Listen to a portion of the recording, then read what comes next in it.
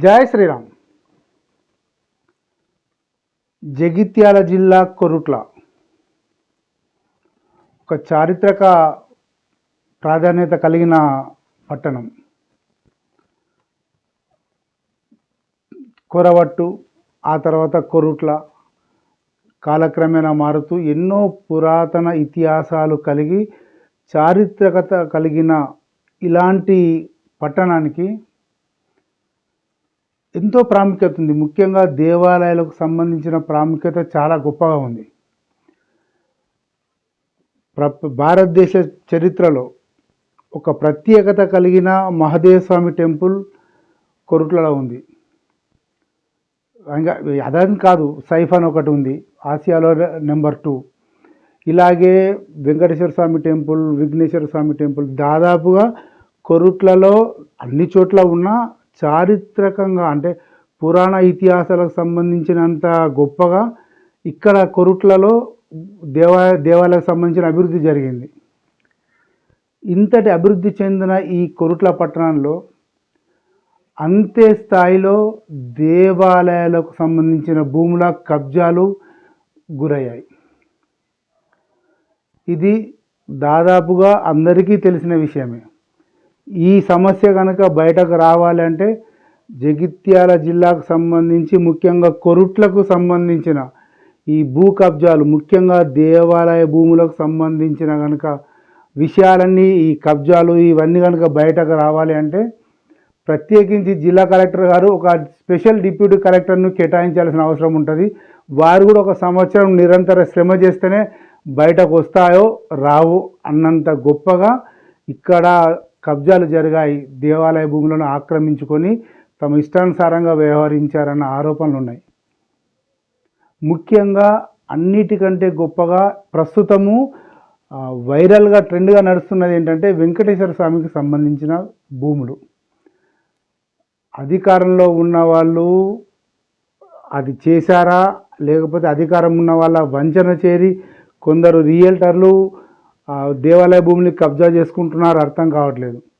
చెరువు శిఖం చూడట్లేదు. ఎక్కడ ఖాళీ ప్లేస్కి ఎక్కడ కనిపిస్తే ఎక్కడో సర్వే నెంబర్ చూడాలి, ఆ సర్వే నెంబర్ దానికి వేయాలి, రిజిస్ట్రేషన్ చేయించాలి, మున్సిపల్ పర్మిషన్ తీసుకోవాలి, ఇల్లు కట్టేసేయాలి, అమ్మేసుకోవాలి. అలాంటి నడుస్తున్నాయన్న ఆరోపణలు కొరుట్ల పట్టణంలో పుష్కలంగా ఉన్నాయి. వీటికన్నిటికీ పరిష్కారం ఒక సమగ్ర నివేదిక. కొరుట్లలో దేవాలయ భూములకు సంబంధించిన ఒక సమగ్ర నివేదిక కనుక బయటకు వస్తేనే ఇవన్నీ తేట తెల్లమయ్యే అవకాశాలు ఉన్నాయి.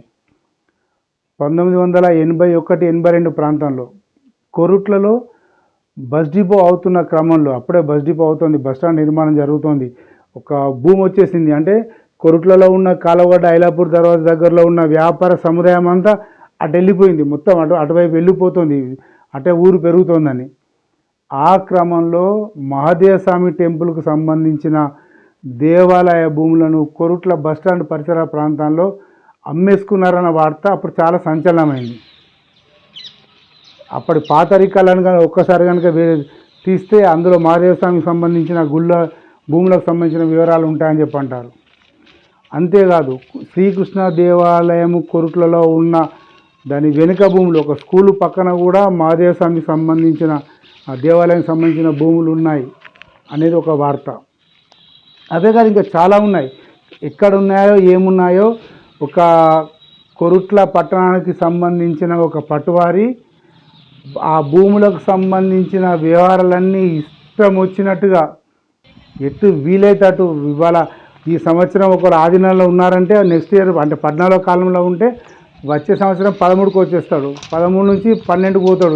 ఇష్టం, ఇంకా వాళ్ళు ఇష్టం వచ్చినట్టు ఆడుకున్నారు డబ్బుల కోసం. తద్వారా మొత్తం తెలంగాణలో లేనన్ని అవకతవకలు కొరుట్లలో ఉన్నాయన్న వాదన ఉంది. ఇప్పటికీ ఆ సమస్యని పట్టుకొని తహసీల్దార్ కార్యాలయంకు తిరుగుతున్న వాళ్ళు ఉన్నారు పరిష్కారం కాక. అంటే కొన్ని వ్యక్తిగతంగా ఉన్నాయి, కొన్ని అవన్నీ ఉన్నాయి. కానీ దేవాలయాలకు సంబంధించి మటుకు చాలా గొప్పగా మహాదేవ స్వామి టెంపుల్కి సంబంధించినవి కొన్ని ఉంటాయి, వెంకటేశ్వర స్వామికి సంబంధించినవి కొన్ని ఉంటాయి, సంగమేశ్వర స్వామి టెంపుల్కి సంబంధించిన కొన్ని భూములు. అంటే ప్రస్తుతము ఐలాపూర్కి వెళ్తుంటే వీరబ్రహ్మేంద్ర స్వామి గుడి ఎదురుగా ఒక పూజారులకు ఇచ్చిన ఇనాం భూమి కూడా కబ్జా అయిందన్న వాదన వచ్చింది. అది ఇంతవరకు నిజమో అది ఎట్లా జరిగిందనేది ఇంకా దానికి ఇదమిద్దంగా తెలియకపోయినా అది కూడా వార్తల్లో ఉంది.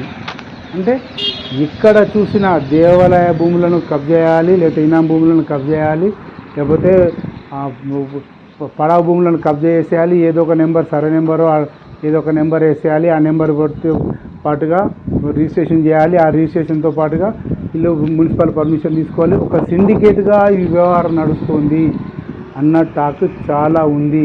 వీటికి చరమగీతం పాడాలి అంటే జిల్లా కలెక్టర్ గారు ప్రత్యేకంగా శ్రద్ధ తీసుకుంటేనే ఇది వీలవుతుంది, లేకపోతే ఇది సాధ్యం కాదు. ఒక ప్రత్యేక అధికారిని దీనికోసం కేటాయించే అవసరం ఉందని ప్రజల నుంచి వాదన వస్తున్నది. ప్రజలు కోరుకుంటున్నది కూడా అదే. ఇప్పుడు ప్రస్తుతం మీకు స్క్రీన్ మీద చూస్తున్నారు వెంకటేశ్వర స్వామికి సంబంధించిన టెంపుల్కు ఎట్లా అవుతున్నాయి, ఫంక్షన్ హాల్ ఎక్కడ ఉంది, ఫంక్షన్ హాల్ పక్క నుంచి ఏం జరుగుతుంది, ముందు వెనక ఇవన్నీ కొన్ని ఉన్నాయి. అంటే అందులో కొన్ని దేవాలయ భూములను ప్రైవేట్ వ్యక్తులకు ఇచ్చారు.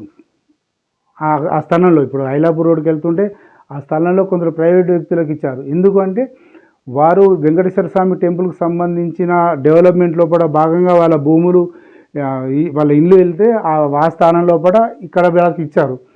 అది కనుక మినహాయిస్తే అసలు వెంకటేశ్వర స్వామి టెంపుల్కు ఎంత భూమి ఉంది, దేవుని పేరున ఉన్న భూమి ఎంత, ఆ భూమి ఏ స్థితిలో ఉంది, దానికి అసలు ఎలాంటి ఆధారాలు లేకుండా ప్రజలకు తెలపకుండా దాని మీద శ్వేతపత్రం విడుదల చేస్తేనే వీటికన్నిటికీ మోక్షం కలిగేలా ఉందని చెప్పి కొరుట్ల పట్టణ ప్రజలు కోరుకుంటున్నది మాత్రం వాస్తవం. చూడాలి ఇక జిల్లా కలెక్టర్ గారు కానీ మిగతా అధికారులు కానీ ఎలాంటి నిర్ణయాలు తీసుకుంటారనేది వేచి చూడాల్సిందే. జై శ్రీరామ్.